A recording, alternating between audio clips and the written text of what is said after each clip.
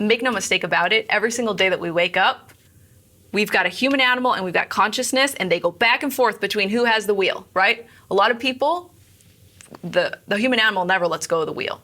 But even those of us who have climbed and gotten to a place where we can access that consciousness, you're gonna be hopping back and forth.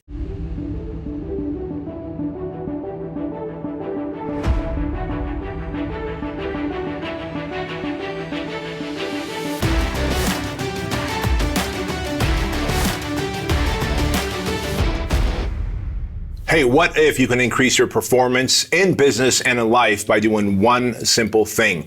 And this is not a marketing, sales, or process-driven thing. Hey, my name is Bedros Keuilian, and this is The Empire Show, and this is an inside look.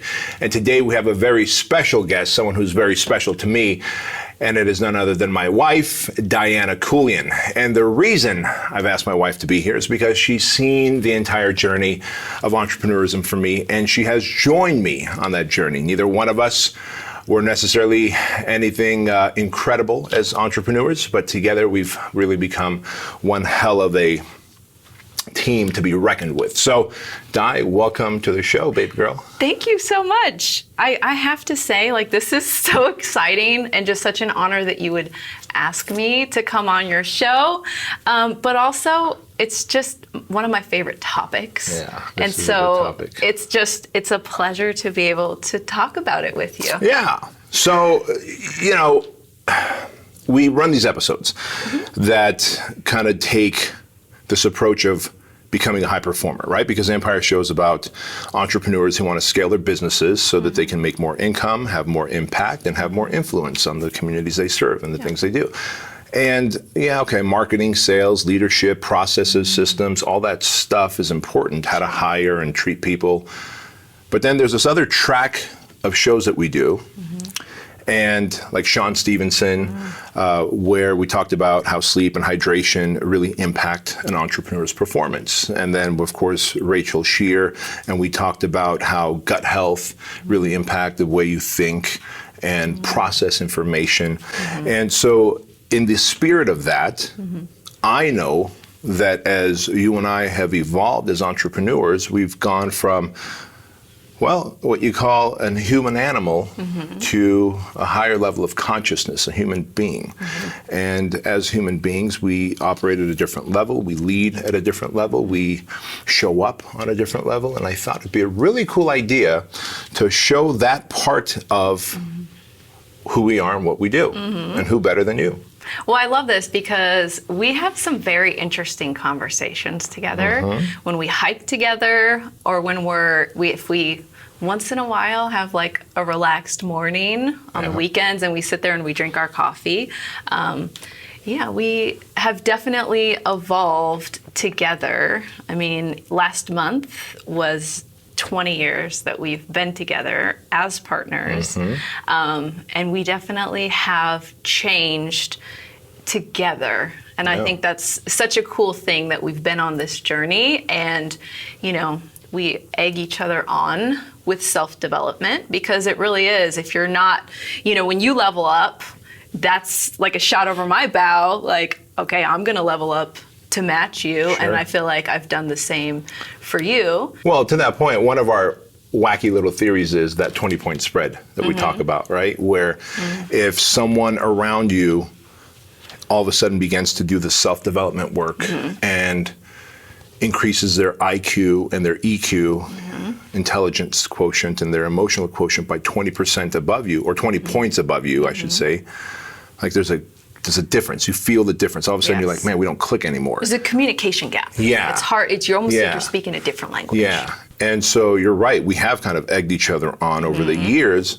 in self-development, self-growth on many levels, not like just fitness, but also in mindset, also in communication, also in decision-making, also, you know, fill in the gaps, Work ethic. Work ethic. I'd say. Work ethic. Like, I thought I was super busy as an entrepreneur. I thought, until we started Fit Body Boot Camp, and then it's like, oh wow, look at all that. I can time manage better and start a whole new franchise. And so with that, like, you know, you're a mom.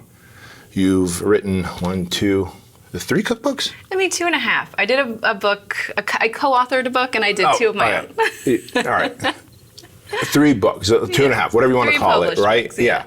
And then, of course, you're my partner in everything that we do here at HQ with Truly and Fit Body Bootcamp and all the coaching businesses and the equity that we have in other companies, and the CFO of Fit Body Bootcamp and overseeing teams and decisions. And with that, there takes a level of emotional resilience and decision making and, well, control of the human animal. And so let's talk about the human animal, because I think it is an absolutely an unfair advantage if you can take your human animal and control it and make it a human being connected to consciousness, and you do such a great job with your metaphors and your explanations of it. So let's start there. What is the human animal that we talk about? Okay, well, before we start talking about what it is, I do want to share like how I started even thinking about this topic or getting interested in this topic. And it all started, it was a dinner in LA at a steakhouse with Tom and Lisa Bilyeu. It was actually the first time I ever met them. Yep. And we were having a great conversation. He's from Washington State and so am I, and we're connecting. And we touched on the subject of religion. And I know how that happened. How'd that happen? When I did Tom's show, I came back with a basket of goodies. They give like the people that are on their show a basket of goodies. There was 2 books. One of them was Joseph Campbell's Power of Myth, and the other one was, it was a female author, and it was about being open-minded, growth mindset. Oh, yeah. Yes. Right? Is it growth mind? I think it's just called growth mindset or open. Yeah. Oh man, all right. We'll leave in the show notes what it is. But do you remember that? Susan something. Yeah. Yes. Suzanne Jeffers? Dweck? No. Dweck. Suzanne Jeffers was Feel the Fear, Do It Anyway. Yeah. Suzanne, growth mindset. I think it's. Yeah. And then I never picked up that book from Joseph Campbell, and you did. Well, because in the conversation, so Tom and I, grew up in the same part of the country. He's a little bit older than me, but we were kind of comparing childhoods, and I think that I grew up in the Christian tradition, like heavy duty, and I think if I'm remembering correctly, he did as well, and he just dropped the name. He's like, the book, The Power of Myth, was a game changer for me. And we kind of just moved on in the conversation. And it was like 2 months later that we were taking a trip to Rome. And it was kind of in the back of my mind ever since that conversation. Tom's someone I respect, and it was like, hey, this meant something to him. I'm like, I need to investigate it, And so I downloaded it and I listened to it for the very first time as we're flying to Rome. And then we spent a few days in Rome, and I remember walking around the Vatican, and I had one ear pod in, and I had Joseph Campbell in my ear, and it's like looking at the Sistine Chapel and like walking around and just the impact of his words and where I was. And this is kind of weird, and this has never happened to me before, but I couldn't stop listening to this audiobook. And for, if people haven't ever listened to it, it's an interview. So Joseph Campbell was a professor of comparative religion for 38 years at Sarah Lawrence College, and he just spent his entire life studying every religion and mythology known to man and looking for similarities. So I'm going to stop you right there, though.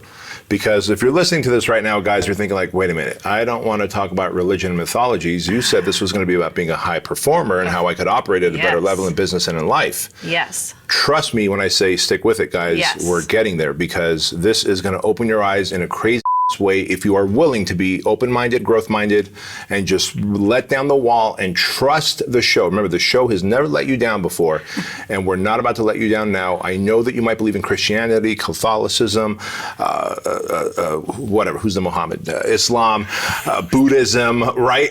Whatever your belief system is, just pause just for a moment and go, but what if this was true? Yeah, so Joseph Campbell, and I was brought up in the Christian tradition, like hardcore, and he studied all of, basically. Now, when you say hardcore, what do you mean hardcore? Hardcore. What's hardcore Christian? Well, my definition of hardcore Christian was my whole life, all the way through college. I went to Christian, Christian education. I have a minor in Bible. Church was just part of life. I went in my elementary and high school years. It was a Christian Reformed education system, which is, there's a lot of rules, and there's just Okay. it's So it's a pretty strict it's very strict way yes. of I guess accepting, understanding Yes, Christianity. it's very black and white. It's very strict. It's very us versus them. It was a very just constricted way for me to be growing up. Got it. Us being Christians, them being secular Yes, people. correct. Okay. Anyone outside of the church. Gotcha. And even within the different types of Christian churches, like a lot of division. Yeah. And it was, so obviously having just a deep understanding of the Bible and having, like a minor in Bible is Yeah. that's, yes, I know a lot about the Bible study-wise, but I still had so many questions. And I almost feel like I've always felt like there's just this mystery of like, why are we here? How do you get to a place where you are at peace? And essentially, I didn't know what I was thinking, but how do you get to a place where you are in control of the human animal and you are connected to consciousness? This has always plagued me, and I couldn't find those answers in the Bible. And I'm listening to Joseph Campbell walking around Rome, and he's just dropping these truth bombs and these incredible insights and he's hopping all over the world and all over history, pulling these insights. And it was almost like, like you're in the desert and you're drinking water for the first time is how I felt when I was just hearing all of these insights. And so, again, this has never happened to me. I'm not like an obsessive person, but that was 3 years ago, and I listened to that audiobook 3 times a month. And How many times thus far have you listened to that audiobook? over 100. Over 100 I times. know it by heart, but and when I try to explain to someone, like, I'm not crazy, but every time I listen to it, even though I know what he's going to say next, I'm at a place now where there's more depth, because mythology, it's all metaphors. It's metaphors to try to explain and communicate about things that we don't have words for. So one of the themes that would come up in these interviews, because Joseph Campbell looked for similarities across all the religions and the mythologies and all the different people in history. What are the similarities, right? Essentially, what's the answer to the puzzle? Yeah. So let me stop you right there. As you're listening to Joseph Campbell for the first time, it was on our way to Rome, on the plane, as we were walking to the Vatican, coming from a very strict Christian background, was there some part of your brain like saying, no, this can't be true, because all of a sudden it's like screwing up all the narrative that you know? No, and here's why. Because it doesn't screw up the narrative that you know. It helps you understand why that narrative was there. What was the purpose of that narrative? The metaphor, the story of Jesus, of him dying and being resurrected. When Joseph Campbell explains the point of that, it's not a history lesson. If you turn it into a history lesson, which is how it was taught to me, then it loses all of its vitality. Because Christianity, all religion, teaches it as a history lesson. As a history lesson. Versus a metaphor. A metaphor for you. So instead of when Jesus died on the cross and was resurrected, you're thinking about somebody 2,000 years ago, the metaphor is you, Bedros Keuilian, in 2021, need to die to your animal nature and be reborn as the consciousness. Stop right there. You are speaking craziness. What is my animal nature? So when you say you need to die as your animal to your animal nature, what is my animal nature? Because I'm a human being, am I not? The way that I understand us as humans, again, I think a lot in metaphors. It helps me understand things, right? And so I think of us as two things put together. So there's the human animal shell. You're a physical being, right? You're born, you get to the age of 35, our body declines towards its destiny with death after 35, and you have a life cycle, and then you're gone, right? Your human animal shell. But then there's the consciousness. There's that ultimate source of your being, that piece of radiance, if you want to call it a soul, if you want to call it your connection to the universal mind, your ability to have a connection with the universal mind, that spiritual part that every human has the potential for. Potential for? Yes. Tell me more. So your question to me was, what is our human animal nature? Yeah. So the way that I understand it is we all have that spark in us where we can be connected, but we cover it with so many layers, and it's the human animal layers and the mismanagement of our human animal that covers it up. And it essentially, your human animal nature is you disconnected from the ultimate source of your being, the consciousness, the radiance. So what are some of the layers of the human animal? What is the human animal made of? The human animal, so you're a physical being in this physical world. So the very first thing is your physical body, right? And so many humans today, more than ever, they do not care for their physical body. And so a physical body that has poor hygiene by way of a buildup of fat store on the body, just mismanagement of nutrition and hydration and sleep and substances. Well, let's I love that we're going deeper into that, but I want to go even deeper. When you say managing your body and managing your physical hygiene through nutrition, obviously there's sleep involved, there's hydration, as you said. Like, we know people who, I don't know how else to say this, like, die. We know people who haven't pooped for like a week, or poop once a week. Your pipes. Your pipes, right? Yes. Like that cannot be good for your performance in life in any way. Definitely. Whether it's in a relationship with a spouse, your kids, your friends, or in decision making for a business. Right. That's internal hygiene. Right? That's poor internal hygiene physically. So the human animal has poor external and internal hygiene. Yep. What else? That's the first thing. So the shell that you live in is in a poor condition, which is going to only add friction and block you from consciousness. The second thing is our minds. So many people today have such noisy, distracted minds because we just let things in, right? Mindless scrolling, mindless listening, mindless watching, negativity.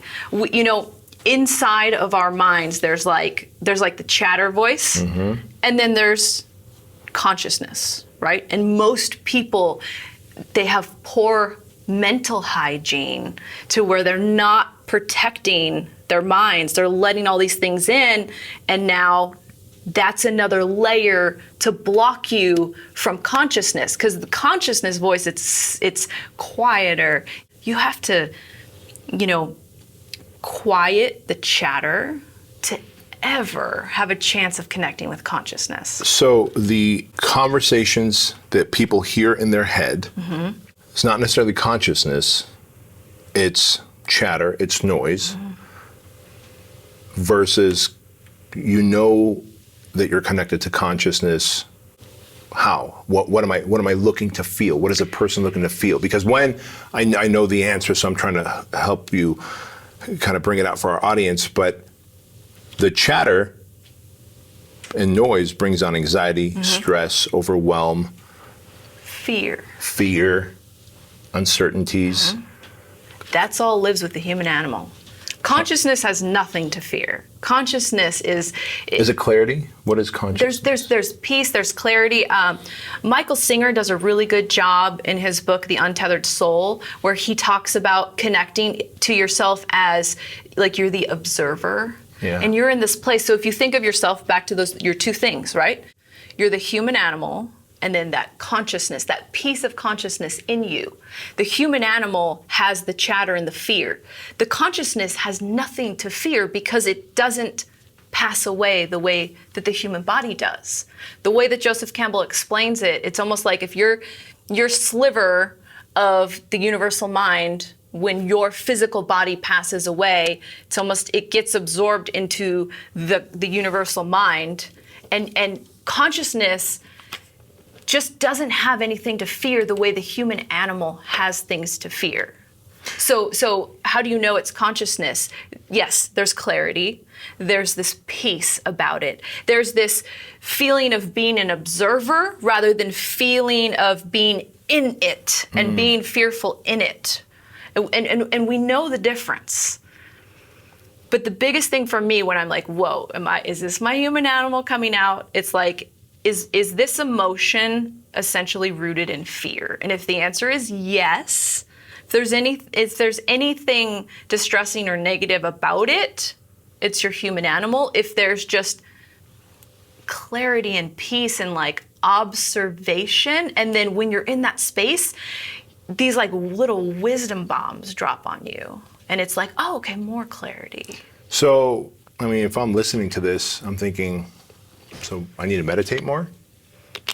Meditation helps, but can we go back to the layers that we do? Because the first thing is uncovering the layers. So we talked about our body. So keeping your body in good condition, not only, the shape that you're in, but we talked about internally, right? Like having your pipes clean and just having good nutrition, hygiene. Hydration, Yes. sleep, cleanliness, obviously, and of course, or I guess, really hygiene of the mind. Yes. So your body, your mind, and then we get to the heart. Now the heart, it's the heart of the human animal is really closed in fear. And we hold a lot of traumas and things, but it's all around fear and protect myself and close myself to others around me. So human animal, just this body in bad condition, this noisy mind, a closed up heart, and then the next layer is the environment that we keep around us. When we have just a cluttered, disorganized, chaotic environment that we live in, that's another layer that's gonna block you from consciousness. So weeding through all these layers is the first step to getting yourself in a place where you I believe, could have that connection and that feeling with consciousness. And so how does one know if they're like, all right, I think I'm going to start taking this journey? Because what I'm hearing you say, really, if you're a human animal, you're probably a little irritable in your relationships. You're, stressed, overwhelmed, anxious, white-knuckling through life. You're making impulsive decisions. Your feelings govern a lot of your thoughts and decisions. Whereas consciousness, you're the observer in what you see, and you have so much more clarity and peace in the decisions that you make. Am I saying this right? 100%. Okay, so with that said, well, if I want to have a successful business and I want to have a successful and happy life with the people that I have relationships with, it makes sense that I start making this climb towards consciousness. What's my first step? So going back to the layers, I think the first step is really get your body in good shape, right? Clean up your hygiene, quiet your mind. And it's not just, do I meditate for 10 or 15 minutes in the morning? It's creating a lifestyle of protecting what goes in. What are you listening to? What kind of noise are you allowing in? Because that's what's just going to be happening in your mind. What is the biggest influencer? Like if you're like, hey, people need to do this one thing to quiet their mind. Like, what did you do? What was the one thing of the many things that's a good place to start to quiet the mind? It goes to protecting what comes in. So being Input. Intentional and selective about what you're letting in. Okay, so Dan Sullivan says the thoughts that occupy your mind, which is exactly what you're saying, be careful of what you let in. Yes. Information, news, media, social media, etc., right? The thoughts that occupy your mind, and then the people that you surround yourself with are the two determining factors of success, Dan says. And so as we kind of turn towards consciousness, how do you filter out all these things? Like, I have to be connected to social media. I have people around me that are family who I love. Like, are you saying I just disconnect from all of it? Is that possible? No, and I want to bring up Napoleon Hill. I know you love the book Outwitting the Devil, and I love Napoleon Hill's take on it. And he didn't call people human animals. And to your point earlier, like if we're a human animal, like make no mistake about it, every single day that we wake up, we've got a human animal and we've got consciousness, and they go back and forth between who has the wheel, right? A lot of people, the human animal never lets go of the wheel. But even those of us who have climbed and gotten to a place where we can access that consciousness, you're going to be hopping back and forth. It's just part of the struggle. Okay, so it's not like, hey, I became human or human being consciousness, I'm good. Check that box off. Wouldn't that be nice? Am I hearing you say it's kind of pretty much like your fitness? Like if you want abs, you have to maintain your abs. Yes. In the kitchen, in the gym. 100%. Okay. But going back to Napoleon Hill, where he talks about drifters and the hypnotic rhythm and how, you're saying, well, how do we get to a place where we can have a clear mind? And it's building in that discipline and then doing it long enough to where, like he calls it the hypnotic rhythm. And I just think of it as the pull of the universe. How inertia. It wants to perpetuate what you're doing. And so all of these things with your body, your mind, your heart, learning how to open it and keeping it open when it's uncomfortable and it's going to shut down. I think of it almost like a sea anemone where it's like, but you got to just keep it open, right? Yeah. But it's being vigilant with the practice until the pull makes it easier. Being vigilant with the practice until the pull makes it easier. In other words, until the habit is formed. Yes. A ritual is formed. Because Yes. once you have a habit, because everyone watching and listening to this, you guys all have a certain morning routine that you do. You get out of bed, you probably shower, you drink your water, you brush your teeth, you go poop, whatever it is that you do. It's a habitual function. You shave, etc. But the bottom line is when something becomes routine and habitual, and rhythmic, you're more likely to stay in it. Yeah. And so the body's always a great place to start. And then, of course, the mind. Have you meditated before? I honestly don't. It's funny that we're married, but I don't know because I don't know if you come to HQ, you get here before me, and if you meditate or not. I definitely connect with consciousness and I sit with that. I do that in the morning. I do that as I'm falling asleep at night, but I try to do it throughout the day for sure. How does that look? Like when you do it, when you connect with consciousness, you're a form of meditation. So there's many things that I do as anchor points in my environment and in my habits to keep me there and to keep me bouncing back to there. One of them, it's a very simple thing, but I have my candles everywhere. You know this. At home, at the office, I have my candles that smell good, and it is a ritual for me to light my candles and to have the flame there because for me, it reminds me, like that flame, that flicker is reminding me of my consciousness and the smell of it. It's this anchor point for me to put me there. Another thing is I'll do what Michael Singer talks about in his book, The Untethered Soul, where I love how he describes it. And this is one of the most effective ways when I was first starting to connect to consciousness to get me there. And he says, imagine that you just in your mind, you yell out and it echoes and you say, hello, hello, hello. And if you do that and you wait, your consciousness, like the deepest part of you, responds, and you can almost like grab it and then hold on to it, and then they talk about like the third eye and like right here. Yes. So I'll have my eyes closed and I will focus my energies almost between my eyes, the back of my head, the third eye, and almost like pull it up. I hope I don't sound super weird right now. but you feel it and you connect with it, and in doing so, the human animal, like, Diana Keuilian, who's 40 years old and is whatever, the CFO and writes cookbooks, like I almost feel like that just sort of like falls away, and it's just you're connected with consciousness, and all these things just don't matter, and it's your physical identity goes away. It's not there.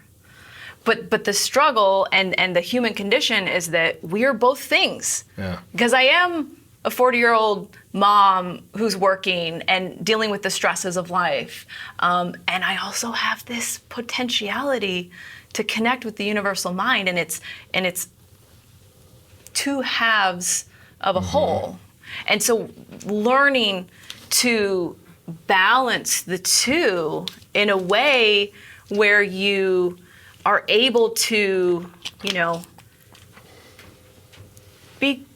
be at peace with the life cycle and with the fact that, this ride is going to end, and know how to relate to the earth that you come from, the universe that we're part of, the society that we're in, using this to just make it a seamless existence, which when you look at primitive societies, you look at tribal people, they had it so good by way of they had these mythologies, these traditions where they just explained these big concepts with imagery that just gave them, it taught them how to live a human life and to enjoy it. One of those ways, this is conversations that we've had over coffee, was that they weren't connected to the happenings of what was going on in the tribe down the river. Right. They didn't know, in other words, the news. Right. Right? Because our brain can only process so much information. Right. And so, oh my gosh, there's a giant fire in Baltimore, and I'm in California, and now I'm hand-wringing over the fire in Baltimore. And what can I do about it other than create more noise and static and stress? And that's where we get back to, why did you have to hear about it? You know this, we don't listen to the news. Right. I mean, in 2020 was the only exception because the whole world was shutting down, but we don't listen to the news because you got to control as much as you can what goes in, because that fire has no implication on your life. Now, a few months ago when we had a fire across the street here, guess what? That mattered for your life. That mattered. But you saw it. It was right there. Yeah. So really the simplicity of living like, again, I don't want to just simplify it to live like a caveman, but it really is the idea of focus on what matters and then let go of everything else that we try and gather and process and deal with and control because we can't. Right. We can't. And spend more time with your consciousness at the wheel than your human animal. How do you know when your human animal's kind of sticking its head up and trying to take over the wheel? It's always about fear. All anxiety, anything, if you're feeling like frustrated or fired up about anything, sad, it's all wrapped up in the human animal. My understanding of what the human animal encounters, I have a couple of other images that really help me to describe external resistance and internal resistance, because the human animal, we as human animals, we are bound to our ego. How do you see our ego? And this definitely comes from Joseph Campbell, because he does reference this, and it comes up in other mythologies throughout the world, but the binding of oneself to one's ego, it's your dragon. And so, our dragon, it just helps me so much to have this image. So you're saying, when do we know when it's the human animal that's kind of like rearing its head? Well, I take it one step further where it's like, is this my dragon? And the dragon does a few different things, but whenever you have any kind of doubts or negativity or uncertainty or self-sabotage or any way that you yourself are trying to stop your growth, stop your momentum, get yourself stuck in a loop, that's your dragon coming out.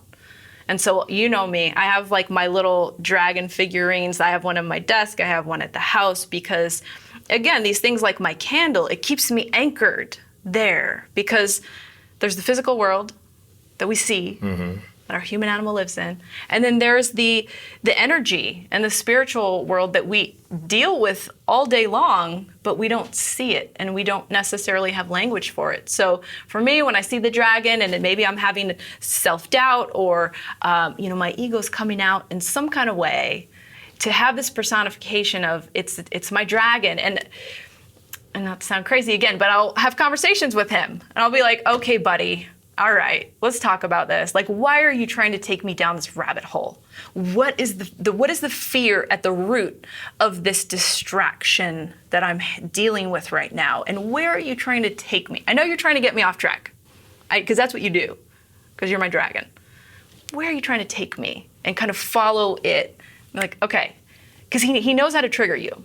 So Kevin, my therapist, calls that the golden thread. It's funny, I'd never connected those two dots. You've told me about the dragon many a times, and I understand it as the ego, and I do know that fear, uncertainty, all those things kind of trigger the dragon to want to start taking over. And he says, follow that golden thread. Just how does it look if you, and then where are you trying to take me? And what's the outcome that you want? And it kind of diffuses all the way. The fear, the uncertainty, the doubts, doesn't it? So many things, yes. And I've found that when it is the dragon, it always comes back to fear. And, getting to middle age, there are so many ways that the ego comes up when it relates to aging and fear about that.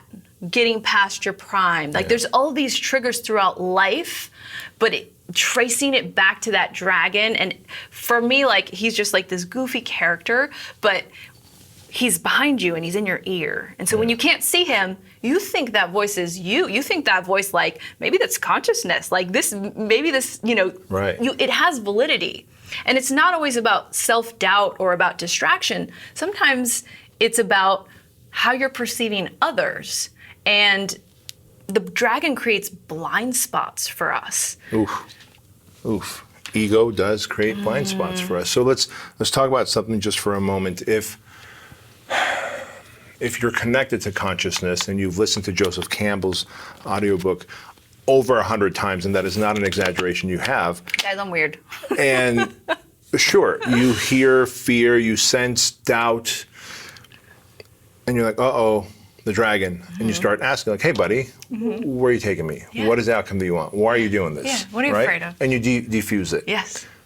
But we know that most people haven't gotten to that place of consciousness and self-awareness to be able to ask the dragon questions. Instead, they feel the fear, they feel the doubt, the uncertainty, and then they go, I'm just going to eat that away. I'm going to ignore it. I'm going to avoid it. I'm going to distract myself through screen sucking, social media, food, pornography, alcohol, you name it, drugs. So self-destructive cycles. So how does one stop that? Like, I mean, how do you stop it to turn around to the dragon and go, hey, buddy, how you feeling? Why are you doing this? Just even knowing you have a dragon.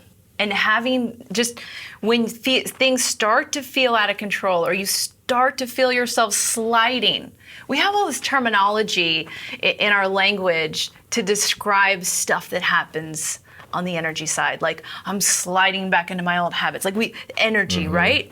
And so when you become aware, even just because we have so much insight, our gut gives us so much wisdom that we ignore.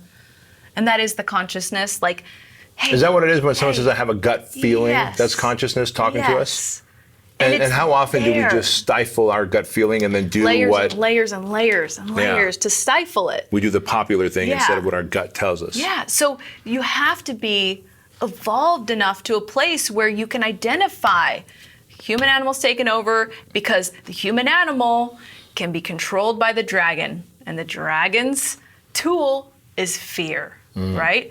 But as much as even like in fitness, people are like, what's the one thing? Or in business, what's the one thing I can do? And the fact is, I keep going back to the layers. You got to do all the things. You can't have a body in bad condition, have a noisy mind, have a closed heart, have a mess of an environment, and do one thing to now you've got your dragon under control.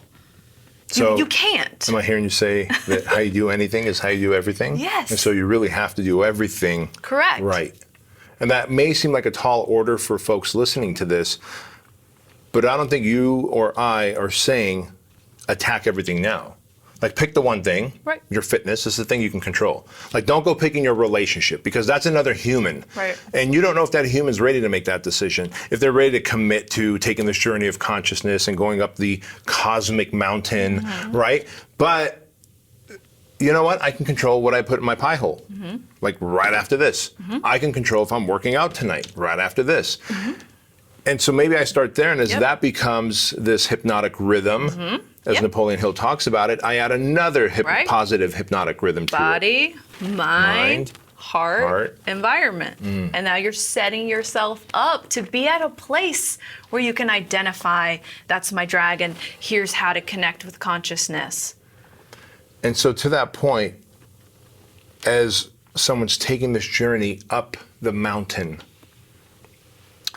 and we know this, look, there's just less space. When you think about how a mountain is shaped, there's just less space. There's more awesome things up top, but there's just less space. So not everyone's gonna fit, right? And as we go towards that awesome thing of consciousness, self-awareness, success, happiness, fulfillment, significance, are there anything blocking us from getting there, stopping us from getting there? Such a good question. So we know our dragon is doing his best. But yes, the dragon's the internal resistance. There's external resistance. Good Lord, so now we got to fight two things to get to the higher place? It's rough. Being a human's rough, man. Yes. And that's why so many of us live in misery and in fear. But yes, so very much like gravity. So physical world, if you're gonna go and climb a mountain, there's gravity, right? Pushing down on you. Pushing on you. It's not a personal act against you. It's one of the laws of the universe, right? Or the physical world is gravity. Stop right there. You hit such a beautiful nugget. Folks, she said it so just matter-of-factly. It is not a personal act against you. When external resistance happens, goes wrong. Whether it's someone who crossed you, did something bad, stole clients, copied your business, a former business partner split up and is doing the same thing, stole half the clients. It's not an act against you. That is literally the resistance required to get up the mountain is what you're saying. It has to happen because matter wants to stay in the same place, right? Here in the physical world, matter wants to stay in the same place. Inertia. We touched on that before. Well, it's the same with the energy world. So if you have this creative forward movement and you're progressing and you're growing, there is a pushback against it.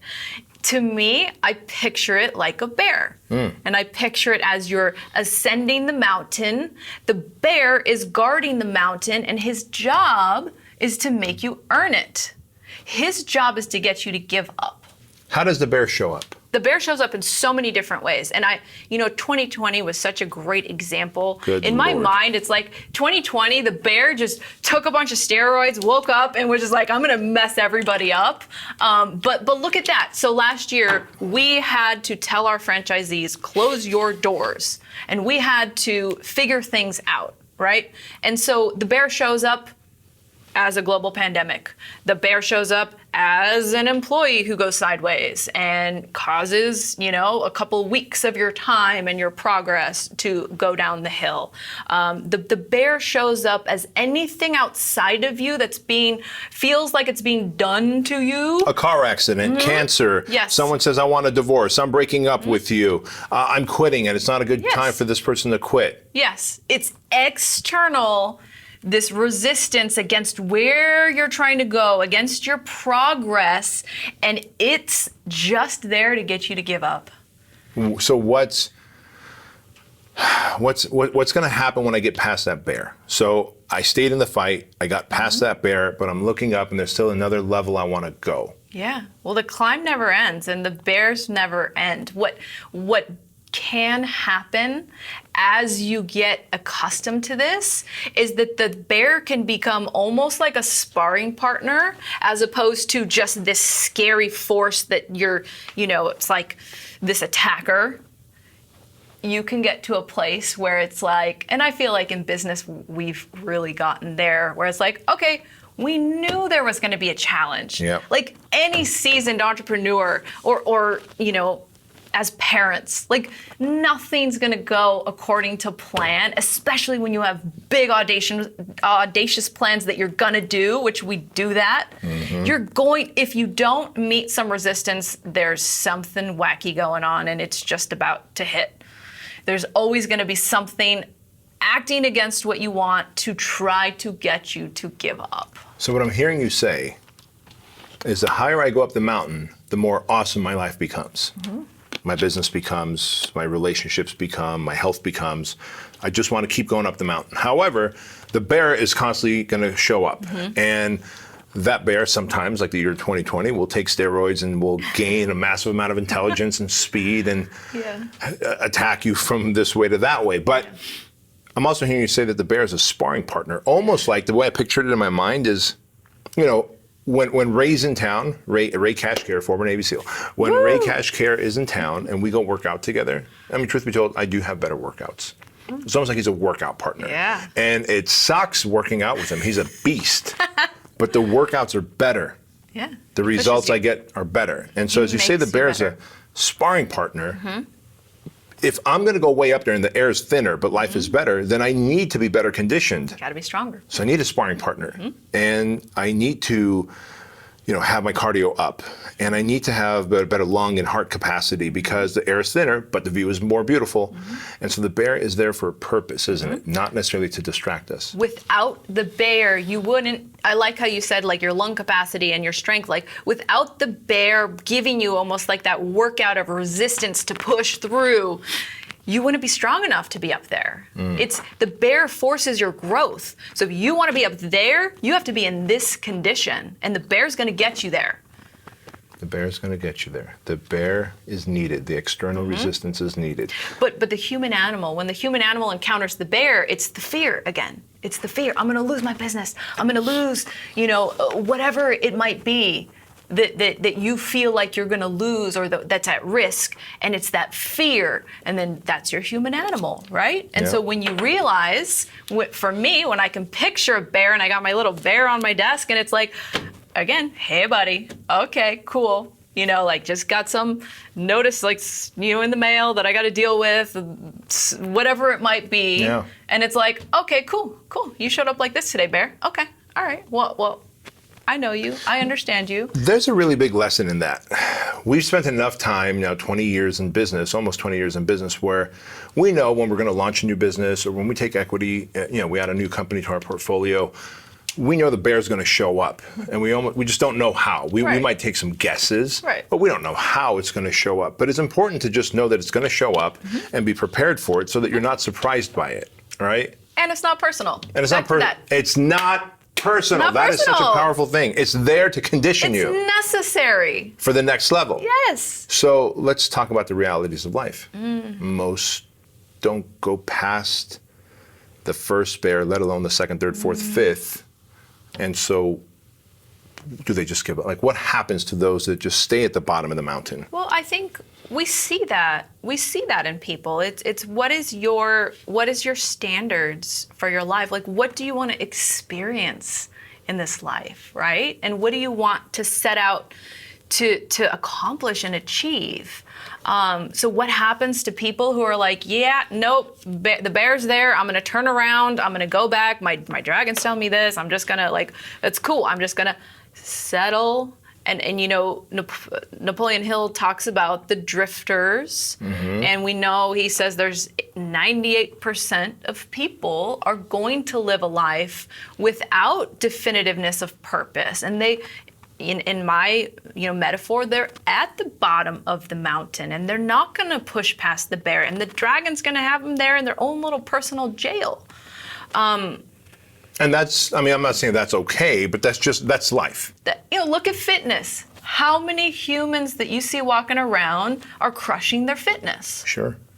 It's no different with your spirituality and your connectiveness to consciousness, and just if you are the way Joseph Campbell says, it's like, are you honoring your lower nature or your higher nature? It's easier to live in your lower nature. It's easier.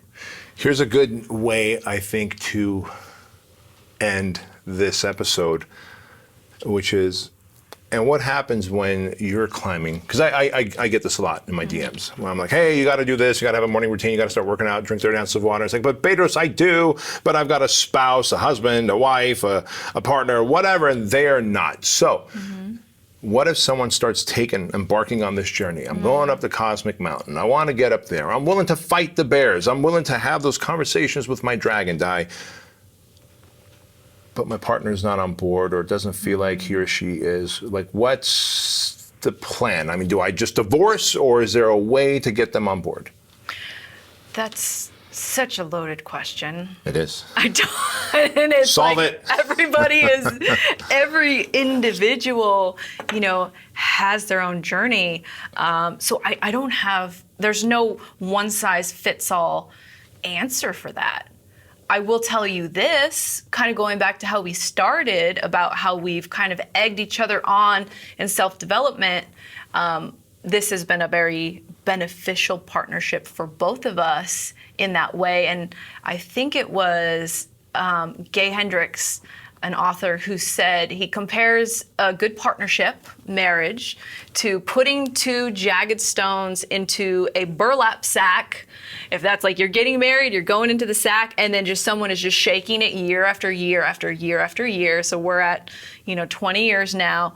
And then when you open that bag up, you've got these two smooth stones, because it's the colliding with each other that smooths out our edges, and that helps us in our own individual journeys.